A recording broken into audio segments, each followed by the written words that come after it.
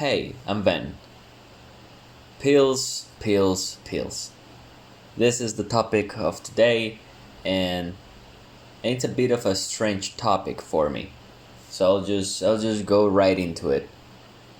But basically, I haven't mentioned this before because I wanted to talk about all of this for this video specifically. But I got diagnosed about a month ago with generalized anxiety and depression. We're still not sure what kind of a specific type of depression is it, but we know it's depression. And I got recommended antidepressants, which I started taking 2 weeks ago. I think that pills is just kind of a strange topic regarding mental health, and this one will probably be a shorter video. But first off, I want to say that of course I'm super grateful I can take them, right? Because they're fucking mad expensive, dude. Like I'm lucky that both my psychiatrist and the pills fall into like the insurance I have, so I save some money on it. Like they're expensive. And that's even taking into consideration that I live in a country in which health shit is not that expensive compared to other countries. Like I cannot imagine.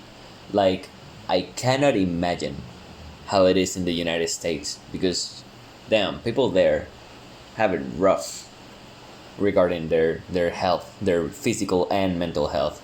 I feel it's a bit complicated because I know this is my depression, the thoughts of my depression intervening on the process. It's so strange to like take them and knowing they're good for me. Well, at least I think they're going to be good for me. They haven't started working yet because they take about 2 weeks to start. So I'm still like 12 days in. So we'll see how my mood changes and how stuff changes. And I've still been depressed these 2 weeks. It's not like I took one and immediately everything is fixed. I have to wait. But it's very weird because my mind constantly tells me that I don't need them, that I don't deserve them, and it's such a toxic thought. And and it's weird because again, part of my mind always tells me like you're so privileged, right? Because I am privileged in a lot of things. I'm not rich, but I'm like comfortable economically. My family appreciates me. I got good friends. I have all these good things in my life. And yet I've been diagnosed with generalized anxiety and depression, and I have no traumas, like major traumas, I mean. So part of me always felt uncomfortable with the idea of having a mental illness because again it feels weird like thinking I shouldn't be like this because I have so many opportunities, I have so many advantages over I have so many opportunities for things. I have so many privileges and I'm so lucky for so many things. So part of my mind always finds me ungrateful for feeling like that. And it shouldn't be that way, right? Especially in my case, my depression and anxiety is a very genetic thing. I was talking to my psychiatrist and he was so fucking quick on finding out what I had. My family has a history regarding mental issues. Not specifically diagnosed because none of them ever went to a psychologist or psychiatrist. For example, my dad he used to be bulimic. Constantly he was depressed. Even though as a kid I never knew, right?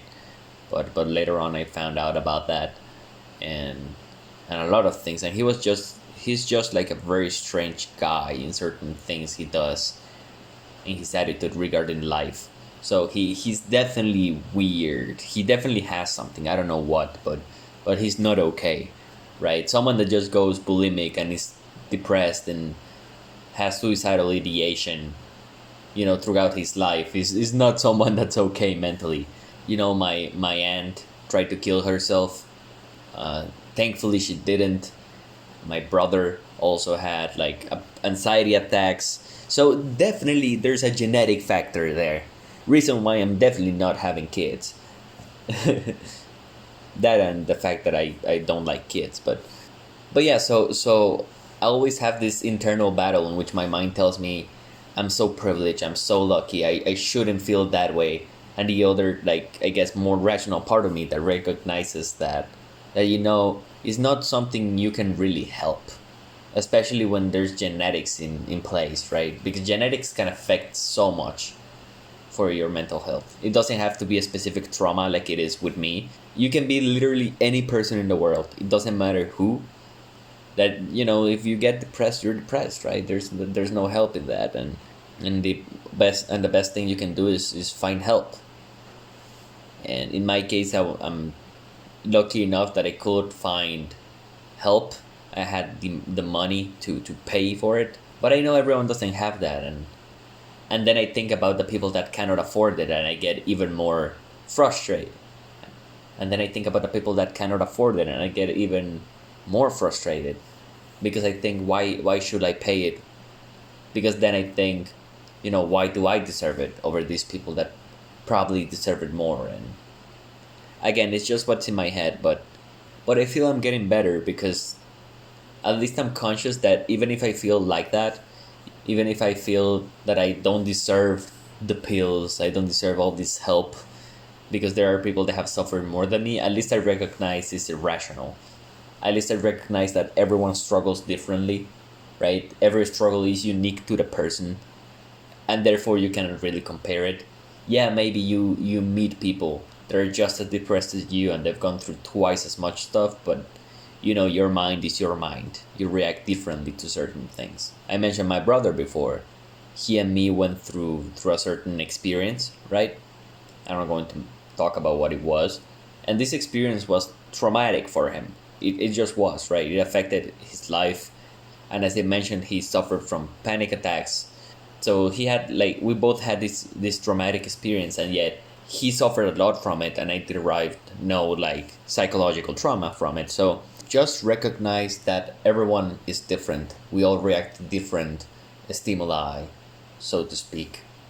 And I'll continue the process. I really want to be disciplined on it, and I always try not to forget, because I'm very forgetful. But I've been disciplined so far. And most importantly, I need to survive long enough, so to speak. And also I need to hold on until it starts taking effect. And also I need to hold on until it works.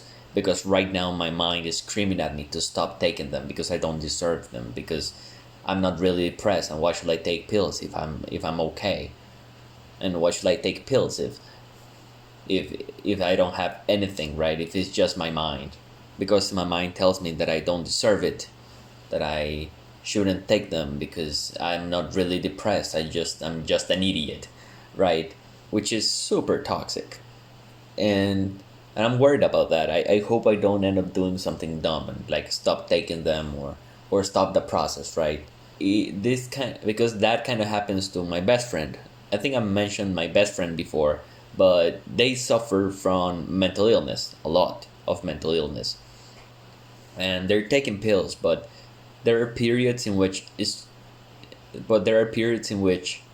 just too strong, and they stop taking them. And it's that sort of self-sabotage that makes it even worse, right? Because they feel they don't deserve it, they feel it's not worth it. And if you're struggling with that, know that I know what you're going through.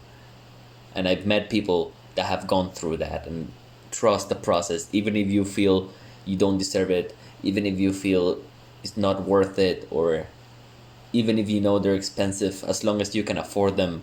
If you have to ask people for money, do it, because try your best just to hold on in the procedure. Just try your best to keep taking them. Just try your best to follow the doctor's advice on that. Because if you stop taking them, if you stop going to therapy when you should, you will just push yourself back. So when you try to get better again later on, you will feel you because when you try to come back to it, you will feel behind.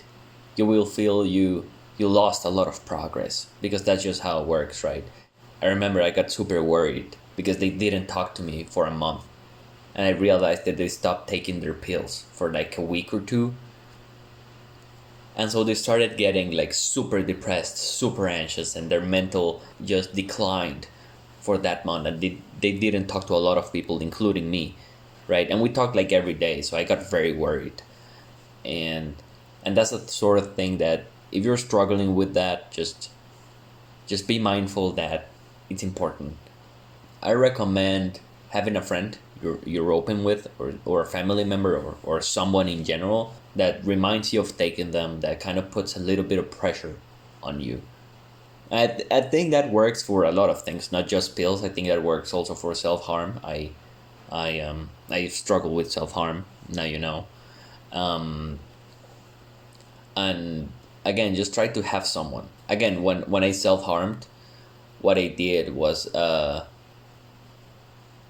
could probably, what when I self-harmed, actually I self-harmed like a month ago, so it's not like an old thing. But when I self-harm, I tell them, I make myself tell them, because I want to feel the embarrassment of telling my close friends, like, hey, I'm doing this, right? Because that embarrassment will stop me from doing it again. So try as much as possible to use other people as support. Of course, be mindful of their mental health. They're also humans. But that's what I say. Trust the process.